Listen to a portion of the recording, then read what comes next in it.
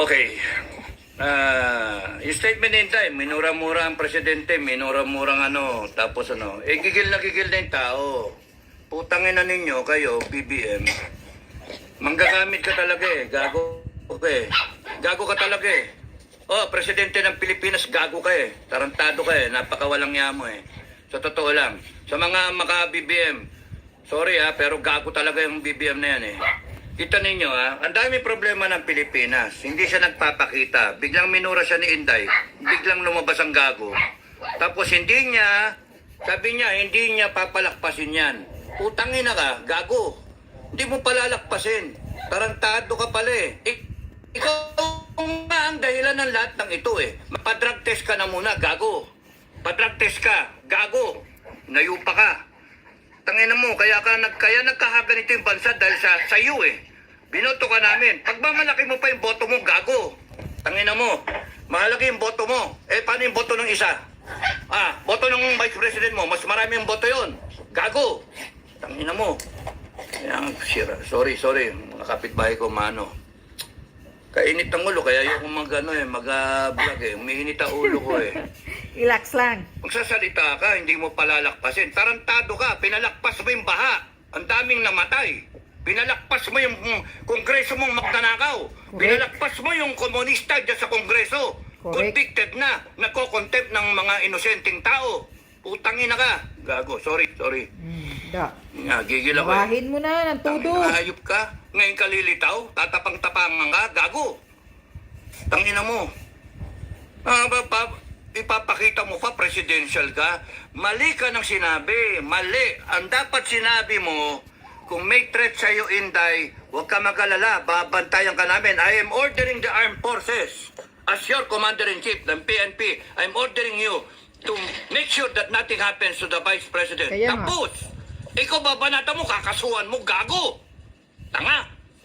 Presidenteng ewan, tanga ka talaga. Tungang. Tarantado. What you are creating is divisiveness in the country. Gago. You are placing the country in the verge of civil war. Gago. Yes, tama. Ina mo. Tanga. Putang ina nyo. Hayop kayo. Kayong mga nasa kongreso, isa pa kayo. Gago kayo. Okay. Pasamahin kayo lahat sa akin eh.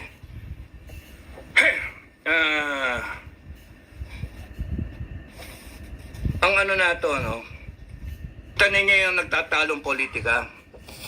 Nagtatalo yung politika. Kaya nga mini-maintain ko FGF sa gitna tayo. Parang di tayo mawala eh. Parang di tayo mawala. Hanggang walang hudyat, mga ka-FGF, we want to be in the cooler side na nag-iisip. Mga Pilipino na nag-iisip. Kasi pagka sumausaw ka dyan, mawala ka eh. Galit na eh. Galit. Ako galit na galit ako pero kinokontrol ko. Kung nadidinig yung usapan namin ni Buhay, ni Commander Metran, galit na galit ako. Kung nadidinig din yung usapan ko sa ibang commander, galit na galit ako. Natatawa nga sila eh. Gigil na gigil ako eh. Pero kinokontrol. Kinokontrol namin yung galit namin. That's courage. Courage is not just plain na tapang. That's stupidity. Plain tapang, that's stupidity. The courage is the ability to control yourself, control your fear, control everything, and perform the mission. That's courage. Yung you do the right things, yung properly, hindi yung ganyan na, yan na. Putang inang yan, magkalsada na tayo. Ay nang yan, gago. Magkakalsada ka, bakit galit ba kayo sa EDSA? Galit kayo sa EDSA? Galit kayo kay Mama Mary? Doon kayo doon nyo dinay-direct yung tao. EDSA. Ba't hindi sa Kongreso? Doon kayo galit eh. Yun nga tanong ko eh, bakit hindi sa Kongreso? No? Ba't hindi sa Kongreso? Nandun yung tapos nun, veterans, punta kayo, support kayo kay Inday, doon kayo magsalita-salita. Ang puta. Sige, veteran. Because you are thinking na ang focal point mo is yung personalities eh. Why not make the focal point yung issue at hand, yung issue? Nakakalimutan yung issue, bangag yung presidente. Bangag, tapos nakawan. Yun yung issue. O, nagsalita ang Duterte, sabi ni Digong, na kakusapin niya AFP. No, kakusapin niya AFP. Tapos nun inaano niya, binabalik niya doon sa mga pera-pera. Because kung lahat kayo nakikinig sa akin, doon kayo pumunta kay Marcos. Ibig sabihin ni Duterte, you demand the explanation. You demand. Tanginang yan. Itong Marcos na to, gagamitin mo ngayon yung konstitusyon. Ha?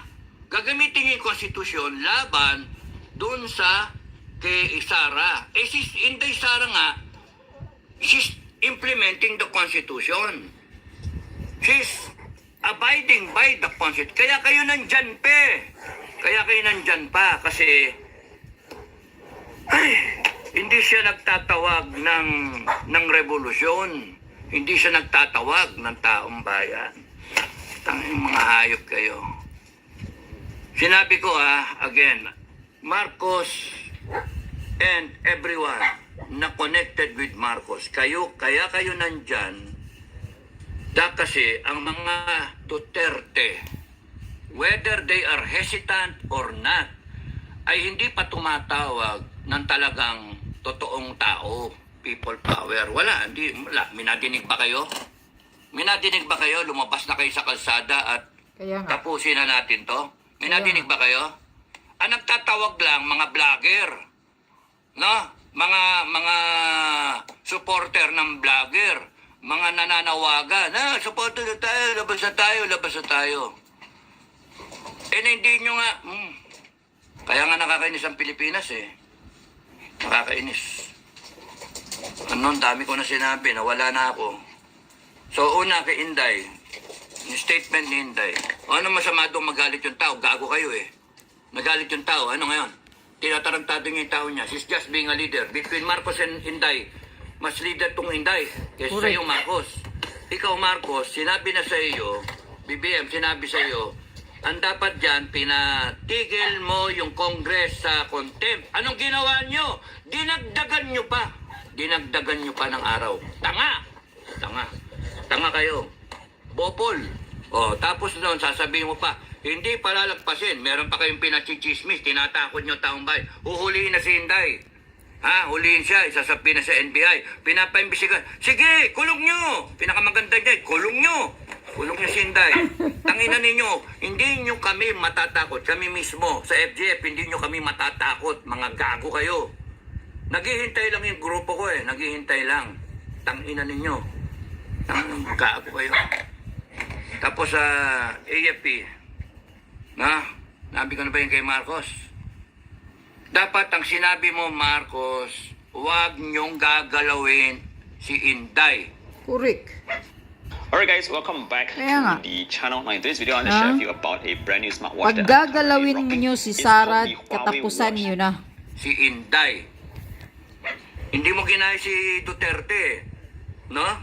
You still respect tong tanga na to, kahit tanga, you still respect her because she is the vice president. She was elected by the people. Sabi ni Duterte yun kay Lenny. Ikaw, Kaya nga. Babanata mo na Si Lini nga, nirespeto ni kung Tatay kaya Diggs. kung kaya nilang i-threaten ng isang presidente, how much more ang malit na Pilipino. Gago! Kung kaya nilang nakawan ng ninanakawan nila yung wala talaga yung reasoning mo bobo ka talaga pangag ka binabasa mo wala ka, hindi galing sa puso binabasa mo tarantado. Saka nakakita. Alam mo, binaboy mo yung Office of the President Hindi ganyan ang tingin ko sa Office of the President. Taragis ka, hayop ka. Pati kayo, Kongreso, binaboy nyo yung Kongres, hayop kayo, contempt kayo, yayabang ninyo. Mga bopol naman kayo, mga tanga. Mga hayok na hayok kayo sa kapangyarihan Okay, ang issue, mga kababayan, Mga ang buaya issue, nga. Awatan. ang presidente ninyo, Bangag. nagdodroga. Durugista. Yun ang issue. Tapos, nagnanakaw ang Kongreso ninyo. Yung mga politiko ninyo, nagnanakaw, kanya-kanyang nakawan. Ay, Tapos pati si nun, Buwan, si Bangag. Ang pag-asa nila, na mawala sa pwesto, ang pag-asa ng kababayan na mawala sila sa pwesto Si Sara. ay si Inday Duterte. Si Correct. Inday Duterte, tangina ninyo. No? Kaya kinakailangan nilang pigain si Sara Inday. Ngayon yung ginawa ni Inday, nagsalita. No? Is she a threat to national security? Of course not. Utangin na sino nag-a-advise dyan sa presidente national threat, no?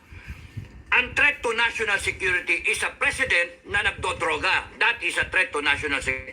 Yes. Corruption is a threat to national security. Corruption, a threat to Correct. national security. Kasi pagka nagnanakaw ka, hindi umaabot sa mga kababayan natin Bankrupt ang dapat na Pilipinas. serbisyo. Hindi nabibili ng armed forces yung kanyang dapat bilhin na equipment. Therefore, mahina yung armed forces. Kaya threat to national security. Hindi nagagawa ng gobyerno yung dapat niyang gawin in terms of services, in terms of delivery ng mga dapat basic needs. Yung food security natin, import tayo ng import. Therefore, yung pagnanakaw ng Congress is a threat to national security. Yung droga na yan is a threat to national security. Mga hinayo pa kayo? Congress is a threat to national security. Yung ginagawa yan, nandyan yung NPA. That is a threat to national security. Kaya nga. Bopol, kayong lahat. Ina ninyo, tapos pipilit nyo, Inday is a threat to national security. No. Takot lang Inday sila. is a threat to your political ambition. Exactly. Mga gago. Correct. Tangina nyo, gagawin Sara yung is taong a bayan. threat of your Inday political Sara ambition. Duterte is a threat to your political ambition. Is a threat to your activities of corruption. Correct. Tangina nyo. And we will polarize. Para kay Inday, maggago kayo. Gago talaga kayo. Gigil na gigil ako eh. Okay. She is not a threat to national security, mga kababayan. Tandaan nyo yan. She is the hope of this country. She is Exactly. the hope of this country. Tandaan nyo yan.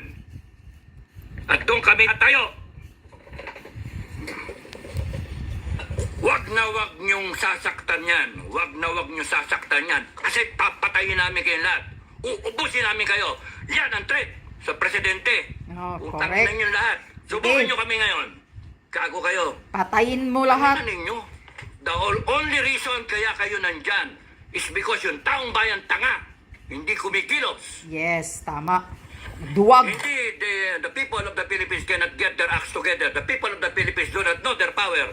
All power emanates from the Filipino people. All power. Tangina nyo. Exactly. All authority comes from the Filipino people. Tapos ganyan kayo?